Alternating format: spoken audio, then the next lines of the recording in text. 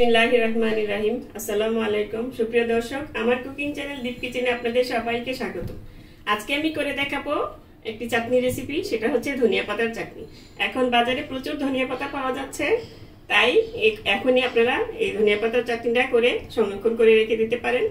এটা নর্মাল ফ্রিজে রেখে অনেক দিন পর্যন্ত খাওয়া যাবে। চলুন তাহলে আমি যেভাবে বানাই সেই রেসিপিটাই আজকে আপনাদের করে দেখাচ্ছি।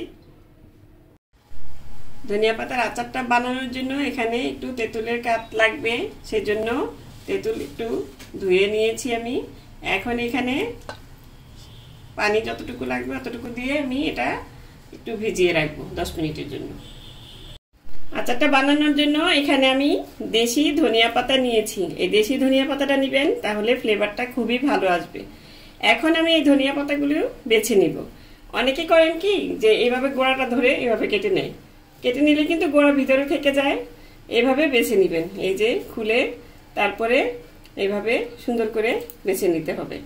কারণ এভাবে বেছে নিলে আপনার ধনিয়া পাতার ভিতরে অনেক ময়লা থাকে, পোকা থাকে, সেগুলো দেখা গেলে আপনি বেছে নিতে পারবেন, ভালো হবে। নইলে কিন্তু ধুয়ে নিলে কিন্তু ভিতরে থেকে যেতে পারে পোকা টোকা।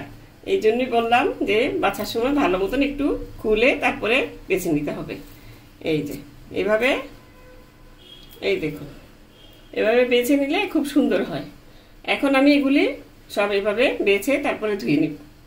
এই দেখুন আমি সবগুলো ধনিয়া পাতা বেছে নিয়েছি। এখানে আমি 4টি ধনিয়া পাতা নিয়েছি। এখন ধনিয়া পাতা খুবই সস্তা, এখনই সময় এই আচার বানানোর। এখন আমি ধুয়ে নিচ্ছি। এই দেখুন বোলের মধ্যে পানি নিয়ে ভালো মতন ধনিয়া পাতাগুলো কতলে কতলে ভালো মতন ধুয়ে নেবেন। এই দেখুন এভাবে, এই যে বেশি করে পানি নিয়ে 2-3 বার করে আমি পানি পাল্টে পাল্টে ধুয়ে নেব। ধনিয়া পাতাগুলি আমি ধুয়ে ঝরিয়ে রেখেছি একটা ছাঁচড়িতে। এই ফাঁকে আমি তেঁতুলের কাঠটা বের করে নিব। এই দেখুন একটু হালকা গরম পানি দিয়ে ভিজিয়ে রেখেছিলাম। এখন সুন্দর মতন এটা থেকে তেঁতুলের কাঠটা বের হয়ে যাচ্ছে।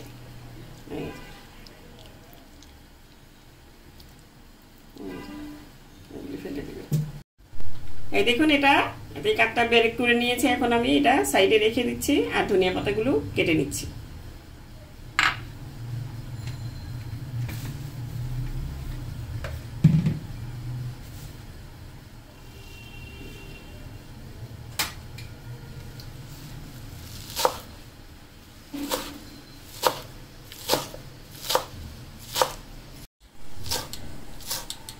এই দেখুন এভাবে একদম কুচি কুচি করে কেটে নিলে ভালো হয়। এটা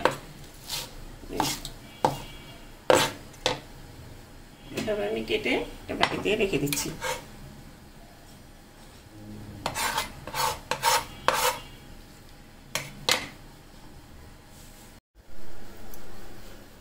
সমস্ত কাটাকুটি শেষ করে এই যে এখন কেটে নিয়েছি এভাবে। এখন আমি চুলায় চলে এসেছি রান্নাটার জন্য, আচারটা বানানোর জন্য। এই ধনিয়া পাতার আচারটা বানাতে বেশি সময় লাগে না। এখন এখানে দিয়ে দিচ্ছি আমি 1/3 কাপ তেল, সরিষার তেল। এটা অবশ্যই সরিষার তেল দিয়ে করার চেষ্টা করবেন। অবশ্য আচার তো সরিষার তেলেই করা হয় বেশিরভাগ না, সব আচারই সরিষার তেলেই ভালো হয়। এখন তেলটা একটু গরম হয়ে আসলে এখানে দিয়ে দিব আমি 2টা বড় সাইজের, মিডিয়াম সাইজের, বড় সাইজের না সরি মিডিয়াম সাইজের কি বলে এটা, ইন্ডিয়ান রসুন কেটে নিয়েছি, সেটা দিয়ে দিলাম। এখন রসুনটা একটু ভাজা ভাজা করে নিতে হবে, হালকা ব্রাউন কালার আসলে রসুনটা, তারপরে আমি বাকি উপাদানগুলো দিয়ে দিব। এই আচারটা ধনিয়া পাতা তো শীতের সিজনে বেশি থাকে। এই সময়টাতে ধনিয়া পাতা প্রচুর বাজারে একদম সস্তা, অনেকগুলি ধনিয়া পাতা দিয়ে দেয়। 10 টাকার ধনিয়া পাতা দিলে এতগুলো দিয়ে দেয়। এই জন্য এখন এই ধনিয়া পাতার আচারটা করে রেখে দিতে পারেন। এটা যে কোনো সময় নর্মাল ফ্রিজে রেখে দিবেন, অনেক দিন খাওয়া যাবে। যখনই খারাপ লাগবে, মুখে একটু অরুচি লাগবে, তখন এই ধনিয়া পাতার আচারটা দিয়ে ভাত খেতে পারবেন, আবার কি বলে খুদের ভাত খাওয়া যায়, খুবই ভালো লাগে।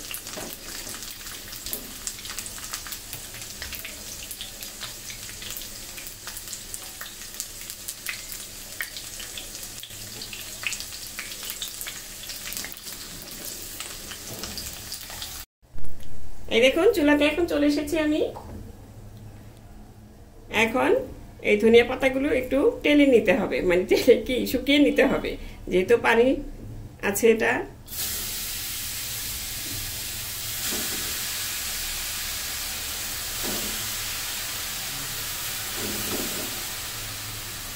একটু শুকিয়ে ব্লেন্ড করে নিলে তার ভালো হবে আচার যেহেতু।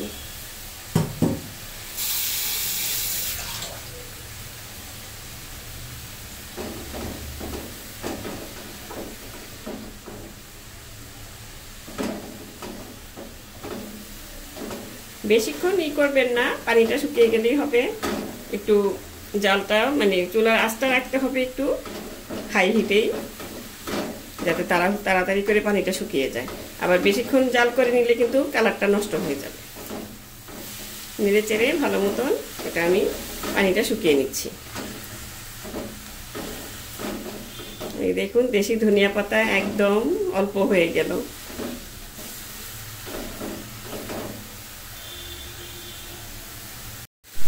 এই দেখুন শুকিয়ে গিয়েছে পানিটা। এখন আমি এটা চুলা থেকে নামিয়ে ঠান্ডা করে ব্লেন্ড করে নিব।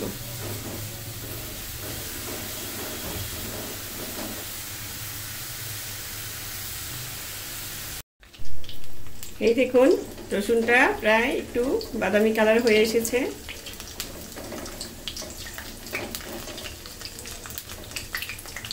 এতে রসুনটা সিদ্ধ হয়ে গিয়েছে অনেকটা।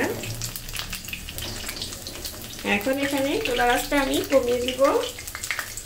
এখন এখানে দিয়ে দিব সেই তেঁতুলের কাঠ কিংবা পাল্প, যেটাই বলেন।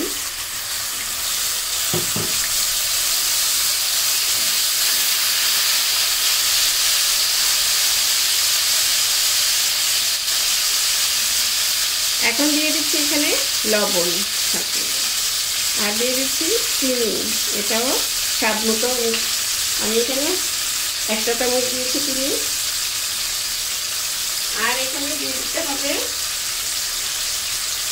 কয়েকটা বোম্বাই মরিচ, কুচি কুচি করে কেটে দিবেন।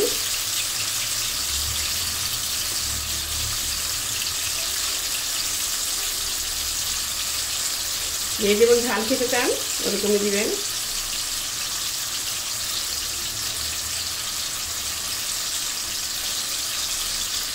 আমি এখানে 2টা বোম্বাই মরিচ দিব।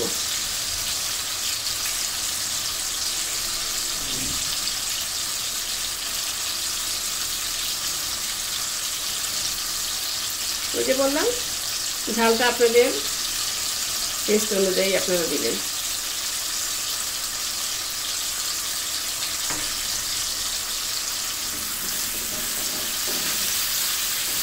এখন কিছুক্ষণ নেড়ে চেড়ে এটা মিশিয়ে নিতে হবে।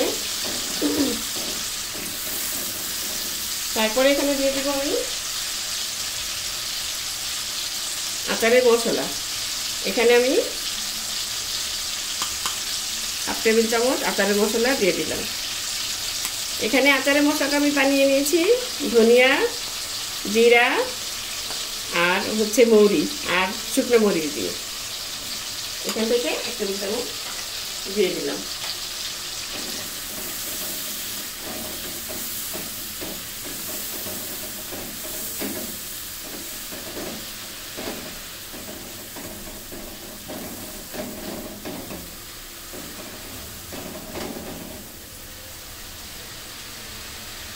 আমার মনে হয় এখানে মরিচটা আরেকটু দিলে ভালো হবে, সেই জন্য আমি আরেকটা মরিচ দিয়ে দিচ্ছি।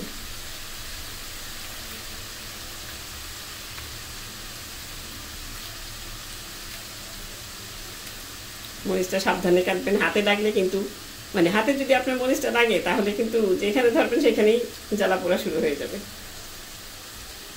মরিচগুলো যেই ঝাল।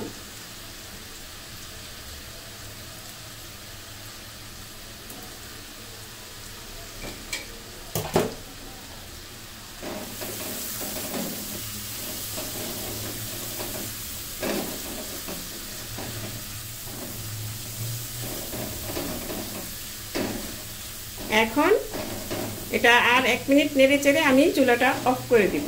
অফ করে দিয়ে এখানে সেই যে আমি ব্লেন্ড করে রেখেছি ধনিয়া পাতা সেটা দিয়ে দিব।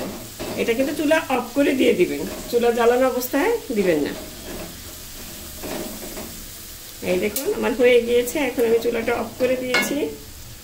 এখন আমি এই ধনিয়া পাতাটা দিয়ে দিচ্ছি, মানে ধনিয়া পাতা বাটাটা। এখন শুধু নেড়ে চেড়ে মিশিয়ে নিলেই হয়ে যাবে আপনার ধনিয়া পাতার কি বলে চাটনি, আচার যেটাই বলেন। খুবই সুস্বাদু হয় আর নরমাল ফ্রিজে রেখে আপনি অনেক দিন পর্যন্ত খেতে পারবেন।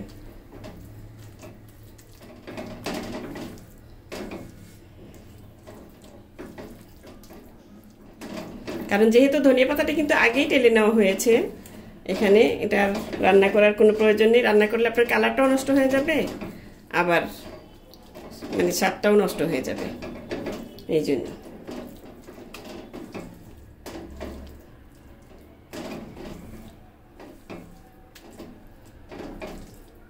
এতে এখানে কিন্তু তেলটা বেশি দিলে ভালো লাগে না আমার, কিন্তু আপনারা চাইলে আর একটু তেল বেশি দিয়ে দিতে পারেন।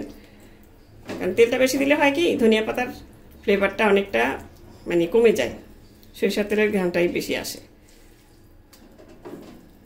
যখন আপনি বয়মে ভরে রাখবেন তখন বয়মের ভিতরে একটু দিয়ে নিতে পারেন।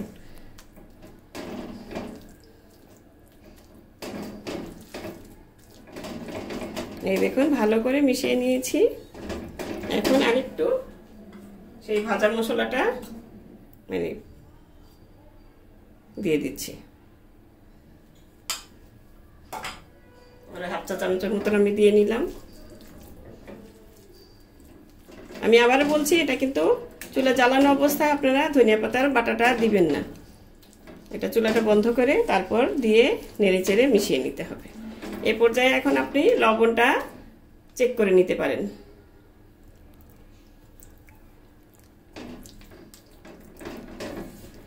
ঠিক আছে। এখন আমি চুলাটা বন্ধ তো করে দিয়েছি। এখন আমি নামিয়ে নিব। এই দেখুন, এই যে রসুন, আচারের মশলা, ধনিয়া পাতা ফ্লেভার খুবই সুন্দর আসছে তেঁতুলের। এখন এটা আমি নামিয়ে নিচ্ছি। এই তো হয়ে গেল আমার ধনিয়া পাতার চাটনি, আচার যেটাই বলেন। আমি যেভাবে বানাই সেভাবেই দেখালাম। আশা করি আপনাদেরও ভালো লাগবে। তো দর্শক, রেসিপিটি ভালো লাগলে প্লিজ আমার চ্যানেলটি সাবস্ক্রাইব করে নিয়মিত চ্যানেলটির পাশে থাকবেন। সুস্থ থাকবেন, ভালো থাকবেন, আর ঘরে তৈরি ধনিয়া পাতার আচার খাবেন আর আমার জন্য দোয়া করবেন। আল্লাহ হাফেজ।